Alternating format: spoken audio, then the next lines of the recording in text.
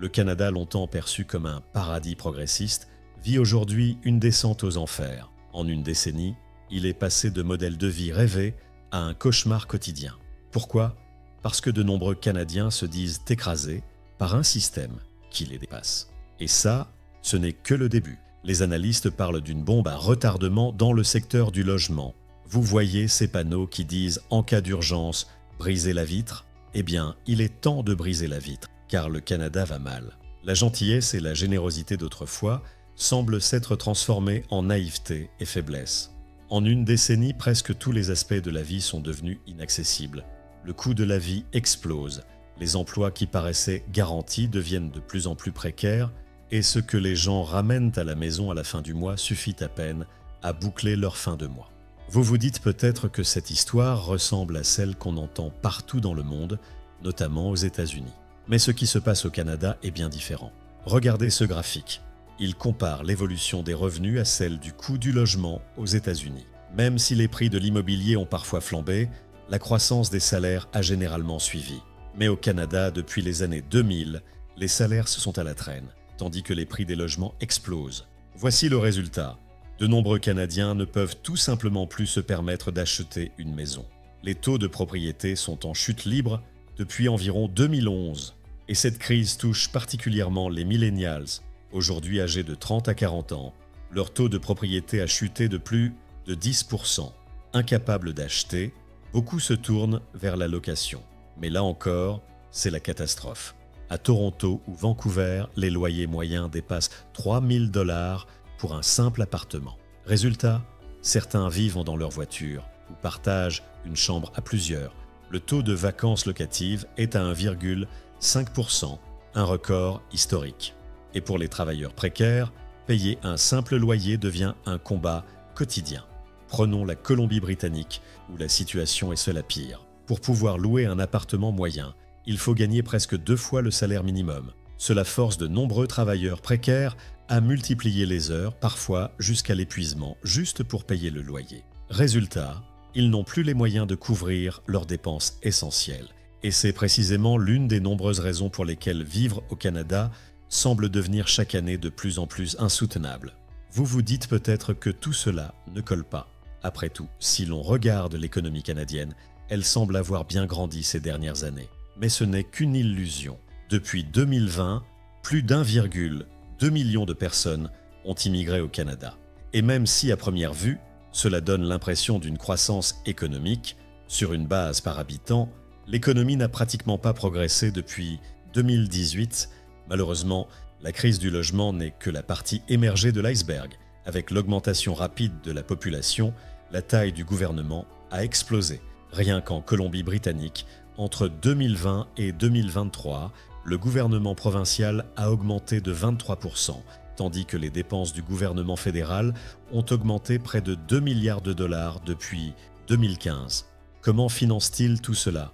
Par des taxes toujours plus élevées, qui viennent alourdir la pression sur les Canadiens, déjà submergés par la hausse du coût de la vie. Quand Justin Trudeau a été élu en 2015, beaucoup y ont vu l'aube d'une nouvelle ère pour le Canada. Il avait promis de résoudre de nombreux problèmes qui émergeaient déjà à l'époque.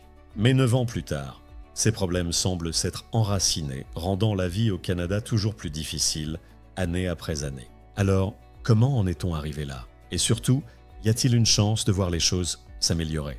Pour comprendre la situation actuelle, il faut remonter à ce qui faisait la prospérité du Canada assez. Ce déclin soudain de l'économie canadienne n'est pas un phénomène moderne. Il est en réalité étroitement lié à la manière dont le Canada est devenu prospère. Il n'est pas surprenant que l'économie canadienne ait été bâtie autour de l'exploitation des ressources naturelles. Avec sa vaste superficie, le deuxième plus grand pays du monde, le Canada regorge de ressources précieuses. 3 piliers économiques se distinguent, le pétrole, le gaz naturel et les minéraux, notamment grâce à l'exploitation minière. Prenons l'exemple des sables bitumineux de l'Alberta. L'extraction à grande échelle a réellement démarré au milieu du XXe siècle, lorsque les avancées technologiques ont permis un développement industriel massif. Cela a attiré des entreprises privées, prêtes à investir pour sécuriser des concessions et démarrer l'extraction. Cette ruée vers les ressources a créé des milliers d'emplois, non seulement dans les industries d'extraction, mais aussi dans les secteurs connexes, comme le transport et les infrastructures. Ce boom économique a permis au Canada d'investir dans des secteurs clés pour diversifier son économie. C'était une période de prospérité. Les revenus augmentaient, les emplois étaient stables et la classe moyenne se renforçait. Pour beaucoup, devenir propriétaire était un rêve réalisable. Les centres urbains prospéraient et le Canada s'est forgé une réputation d'excellence en matière de qualité de vie et de filet social. Au début des années 2000, le Canada avait une économie diversifiée comparable à celle d'autres pays développés, avec un secteur des services dominant la croissance. Cependant, à mesure que l'économie évoluait, de nouveaux défis ont émergé. Les mêmes industries qui avaient autrefois propulsé la croissance ont commencé à poser problème. L'emploi dans le secteur pétrolier et gazier a atteint son apogée en 2014 avant de décliner régulièrement, avec une baisse de près de 23% avant même la pandémie. Cela représente des pertes d'emplois massives. Certes, le pétrole brut, principale exportation du Canada, avait aidé le pays à traverser la crise financière mondiale, sans trop de dommages. Mais aujourd'hui, les fluctuations des prix mettent l'économie sous une pression énorme. Ce déclin des industries traditionnelles basées sur les ressources expose une vulnérabilité plus large dans le marché du travail canadien. De nombreux emplois qui ont soutenu la croissance économique dans le passé, notamment des postes manuels ou de routine, sont particulièrement vulnérables face à l'automatisation. L'automatisation bouleverse des secteurs clés comme la fabrication, l'extraction de ressources naturelles et l'agriculture. Les travailleurs de ces secteurs sont confrontés à un risque accru de perte d'emploi ou à une transformation radicale de leur métier. Autrefois stables, ces industries sont aujourd'hui en première ligne des changements liés à l'automatisation, qui affectent de manière disproportionnée les emplois peu qualifiés et mal rémunérés, et cela ne fera qu'aggraver les inégalités. Les travailleurs les plus vulnérables, notamment ceux qui n'ont pas accès à l'éducation supérieure ou qui vivent dans des zones rurales, auront de moins en moins d'opportunités pour se reconvertir ou accéder à des métiers hautement qualifiés. Les régions comme l'Alberta, Terre-Neuve et Labrador, ainsi que les zones rurales du Québec et de l'Ontario, où ces industries dominent, risquent de subir les plus grandes perturbations. Chômage en hausse, inégalités croissantes et peu de solutions en vue. À cela s'ajoute une autre crise, celle du logement qui empire de jour en jour. Plus tôt, nous avons vu à quel point cette situation est grave, mais les raisons de son intensité au Canada, comparées à d'autres pays, sont encore plus subtiles qu'il n'y paraît.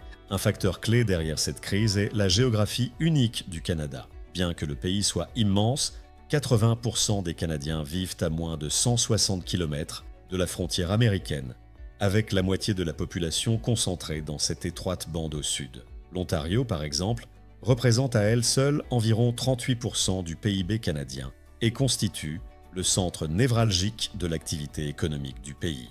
Cette densité de population le long de la frontière sud crée une énorme demande de logement dans ces régions urbanisées.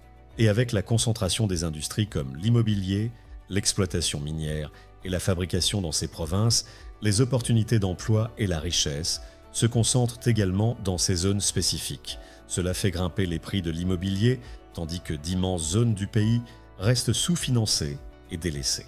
La crise du logement au Canada s'explique pourtant par des raisons simples, mais peu d'actions concrètes ont été entreprises pour y remédier. Non seulement il manque cruellement de logements, mais ceux qui existent sont devenus inaccessibles pour la majorité des Canadiens. Pour les primo-accédants, devenir propriétaire est presque mission impossible sans un revenu bien supérieur à la moyenne ou un soutien financier de ce qu'on appelle ironiquement la banque des parents. Cela ne devrait surprendre personne. Des décennies de sous-construction ont créé un déséquilibre massif entre l'offre et la demande dans le marché du logement. Certes, des villes comme Vancouver et Toronto ont toujours été chères, mais ces dernières années, la situation est devenue carrément insoutenable. Pour mettre les choses en perspective, selon les estimations récentes, pour acheter une maison moyenne à Toronto, une famille aurait besoin de gagner environ 280 000 $ par an. Or, le revenu annuel moyen à Toronto est d'environ 122 000 $. Il n'est donc pas difficile de comprendre pourquoi tant de gens ne peuvent pas se permettre d'acheter une maison. Pour couvrir un acompte ou simplement payer les mensualités de leurs prêts hypothécaires, de nombreux Canadiens ont dû contracter un niveau d'endettement record. Et pendant qu'ils s'endettent de plus en plus, leur capacité à épargner diminue inexorablement. Depuis 1990, La dette des ménages canadiens a plus que doublé pour atteindre 184% de leurs revenus disponibles. Autrement dit, pour chaque dollar de revenus disponibles, les ménages doivent presque 2 dollars de dette. La dette est devenue une nécessité absolue, beaucoup de Canadiens devant compter sur des cartes de crédit et des prêts pour couvrir leurs besoins essentiels. Comme pour tout problème économique, les causes de la crise du logement au Canada sont multiples. Mais au fond, le problème est simple, il n'y a pas assez de logements pour répondre à une demande toujours croissante. Aujourd'hui, l'offre de logements au Canada s'élève à environ 424 unités pour 1000 habitants, un chiffre relativement bas par rapport à d'autres pays de l'OCDE. Ce manque criant de logements rend extrêmement difficile pour les Canadiens de trouver un bien à acheter ou à louer. Et pour ceux qui y parviennent, le coût engloutit une part toujours plus importante de leurs revenus. Pour beaucoup, le rêve de devenir propriétaire semble désormais hors de portée. Il faut en moyenne 15 ans pour économiser l'acompte nécessaire à l'achat d'une maison, une augmentation drastique par rapport aux décennies précédentes. Depuis 2015, le nombre de maisons mises en vente n'a cessé de diminuer, tandis que les unités locatives disponibles ont chuté de manière spectaculaire depuis le début 2020. En 2022, seulement 26 000 nouveaux logements ont été construits, un chiffre largement insuffisant face à la demande croissante et l'un des plus bas de ces dernières années. Le rythme de construction ne suit pas la croissance démographique, ni l'augmentation récente de l'immigration. Ce déséquilibre persiste dans les années 2020, aggravant encore la crise. Bien que l'immigration soit essentielle à la croissance économique du Canada, elle a également joué un rôle majeur dans la crise du logement. En réalité, l'immigration représente presque toute la récente croissance démographique du Canada, ce qui a considérablement augmenté la demande en logement. En 2023, le Canada a accueilli un nombre record d'immigrants, dont la majorité s'est installée dans des zones urbaines déjà surpeuplées, intensifiant encore la compétition pour les logements disponibles. Prenez l'exemple des étudiants internationaux. Leur nombre est passé d'environ 240 000 en 2011 à près de 900 000 en 2023, triplant en seulement une décennie. Cet afflux massif de résidents temporaires a fait grimper la demande de logements locatifs, en particulier dans les grandes villes étudiantes comme Toronto, Vancouver et Montréal, où les loyers ont explosé sous la pression de cette compétition accrue. De plus en plus de Canadiens s'inquiètent que le gouvernement utilise l'immigration comme une solution à court terme pour combler les pénuries de main-d'œuvre, sans considérer pleinement les impacts à long terme sur la qualité de vie. Bien que l'immigration permette de combler des besoins critiques dans des secteurs comme la santé, la construction et la technologie, beaucoup estiment qu'elle aggrave des défis, notamment celui de l'accessibilité au logement. Avec des prix immobiliers et un coût de la vie qui augmente plus rapidement que les salaires, de nombreux Canadiens ont le sentiment que leur qualité de vie est sacrifiée. En parallèle, des infrastructures inadéquates et des services publics surchargés, comme la santé et l'éducation, accentuent ces préoccupations. Beaucoup craignent que l'approche actuelle du gouvernement soit insoutenable et qu'elle alimente les inégalités croissantes. Et ce n'est pas seulement une inquiétude publique, même les fonctionnaires fédéraux ont tiré la sonnette d'alarme, notant dans des documents officiels que la croissance démographique dépasse largement l'offre de logements disponibles. Certes, le Canada a commencé à imposer des exigences plus strictes pour les nouveaux arrivants, mais pour beaucoup, cela arrive trop tard et reste insuffisant. Le logement et les loyers ne sont cependant que la partie visible de l'iceberg. Les services essentiels deviennent eux aussi hors de prix.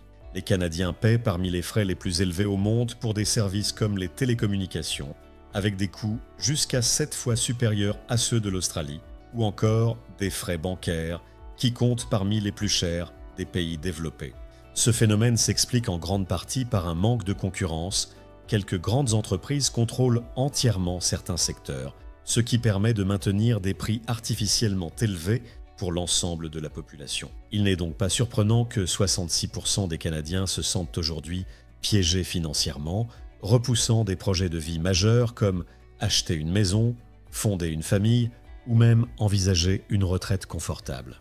Le rêve qui définissait autrefois le Canada semble de plus en plus hors de portée. Ces défis économiques sont clairs, mais ils ne sont pas insurmontables. Avec les bonnes politiques, des solutions existent. Pour résoudre la crise du logement, il faut un engagement audacieux, construire des logements abordables, réformer les lois de zonage et inciter le secteur privé à investir. Ces solutions sont réalistes, mais politiquement complexes, car la résistance au logement à forte densité, en particulier de la part des communautés locales et des gouvernements municipaux, reste un obstacle majeur. Cependant, avec une action coordonnée entre les gouvernements fédéral, provincial et local, et en simplifiant les régulations pour accélérer la construction, des progrès significatifs peuvent être réalisés. Cela nécessite également des investissements publics importants, notamment dans les infrastructures et les projets de logement social. Bien sûr, l'ampleur de la crise du logement signifie que ces efforts ne produiront pas de résultats immédiats, mais une action soutenue et ciblée au cours de la prochaine décennie pourrait rendre l'accession à la propriété et la location plus abordables pour de nombreux Canadiens. Ces solutions sont réalisables, mais elles demandent une volonté politique forte et un engagement à long terme. Sans des mesures décisives, la crise du logement continuera de s'aggraver et les standards de vie au Canada poursuivront leur déclin.